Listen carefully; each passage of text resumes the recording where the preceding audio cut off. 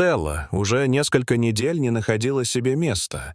Ее 9-летняя дочь Лена, ученица начальной школы в одном из тихих районов Мюнхена, каждый день возвращалась домой голодной. Не просто слегка проголодавшейся после уроков, а по-настоящему истощенной, с поникшими плечами и тусклым взглядом.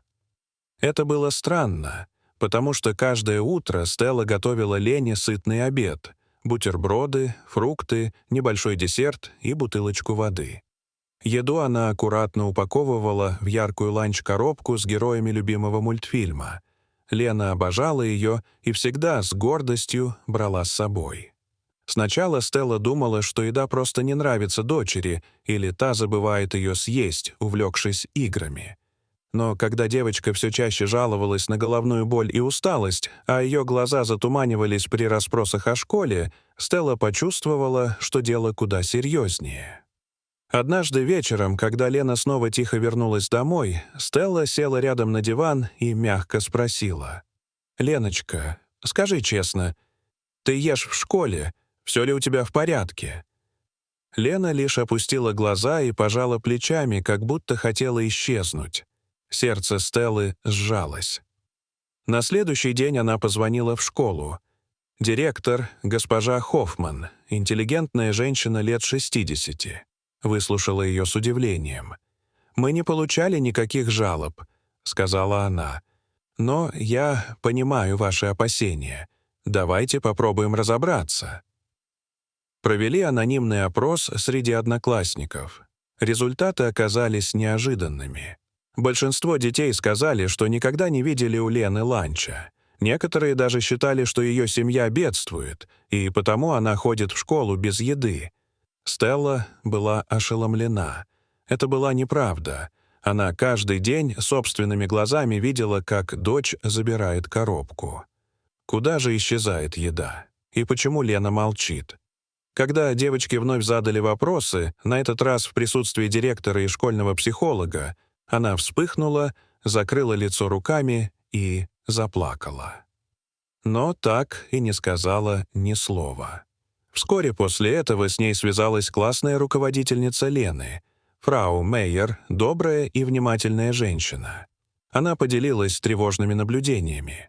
Последние недели я замечала, что учитель музыки, господин Рихтер, часто подходит к Лене в перерывах. Он разговаривает с ней тихо, словно не хочет, чтобы кто-то слышал. Обычно он сдержан, но с ней как будто чересчур внимателен. Что-то в этом неестественное. Сердце Стеллы сжалось. Подозрение обожгло ее. Она немедленно связалась с директором, и они договорились поговорить с Рихтером. Когда тот вошел в кабинет и увидел Стеллу, его лицо заметно изменилось.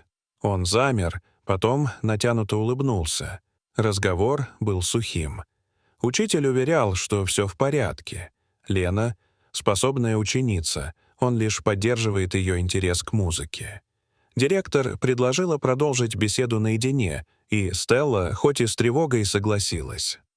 Пока она ждала, фрау Мейер подошла к ней и прошептала: «Простите, если ошибаюсь, но мне кажется, господин Рихтер что-то скрывает. Не обязательно что-то плохое, но он явно не договаривает». Однако директор, выйдя после беседы, только развела руками. «К сожалению, без доказательств мы не можем ничего предпринять. Он утверждает, что ни в чем не виноват, а Лена по-прежнему молчит». На следующее утро Стелла приняла трудное решение. Пока Лена мыла руки, она положила в карман рюкзака крошечный диктофон.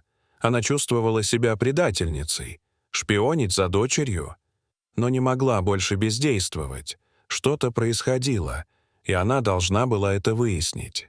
День тянулся бесконечно. На работе Стелла не могла сосредоточиться ни на чем. Она не делилась ни с кем, но один из коллег все же заметил ее волнение. «Все в порядке?» «Просто жду важного ответа», — пробормотала она. Вечером Лена вернулась домой все с той же грустью в глазах. Стелла обняла ее, погладила по голове. Когда девочка пошла переодеваться, она достала диктофон. Руки дрожали. Запись началась с обычного школьного шума. Голоса детей, звонок на урок, а потом разговор. Голос мужчины, мягкий и чуть усталый. «Леночка, вот тебе ланч. Все, как ты просила. Сэндвич с сыром, яблоко и немного печенья». Голос Лены, дрожащий, тихий. «Спасибо. Я передам ему. Только тихо, ладно? Чтобы никто не знал». «Я понимаю». Затем детский голос, мальчишеский, робкий. «Ты правда снова принесла? Спасибо тебе. Я так голоден». Стелла закрыла глаза. Слезы подступили, но это были не слезы страха, а облегчения и тихой гордости. На следующий день она пришла в школу. В кабинете собрались директор, господин Рихтер и Лена. Учитель выглядел растерянным. «Мне включить запись?» — спокойно спросила Стелла. Директор кивнула. Когда заиграли голоса, лицо Рихтера побледнело. Но не от страха, от понимания, что секрет раскрыт. Лена расплакалась. Слова вырвались сами. «Я отдавала свой обед мальчику из нашего класса. У него никогда нет еды. Он всегда сидел один, пока все ели. Я не могла просто смотреть. А господин Рихтер, он помогал мне, начал приносить еду, чтобы я не оставалась голодной». В кабинете повисла тишина. Затем госпожа Хоффман сняла очки и тихо сказала: «Это не то, что мы ожидали услышать. Но вы оба поступили благородно. Все же дети не должны решать такие вещи в одиночку. Надо было рассказать взрослым. Но ваше сердце — это нечто особенное». Она посмотрела на Рихтера, и голос ее стал мягче. «Спасибо, что не отвернулись.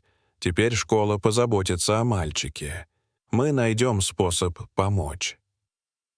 С тех пор Стелла каждое утро готовила 2 обеда. Один для Лены, второй для друга. А через несколько недель в школьной столовой появилась новая программа — бесплатные обеды для нуждающихся детей. Никто не называл имен, но все знали. Перемены начались с маленькой девочки, которая не смогла пройти мимо чужого голода. И однажды вечером, когда Стелла снова укладывала Лену спать, та прошептала: «Мам, спасибо, что помогла мне, даже когда я молчала». Стелла улыбнулась, крепко обняла дочь и сказала: «Ты — мое сердце, Леночка. Я всегда буду рядом. Всегда». Дорогие зрители, что вы думаете об этой истории? Расскажите, пожалуйста, в комментариях. А если вам понравилось это видео, то ставьте лайк и подписывайтесь на наш канал. До свидания.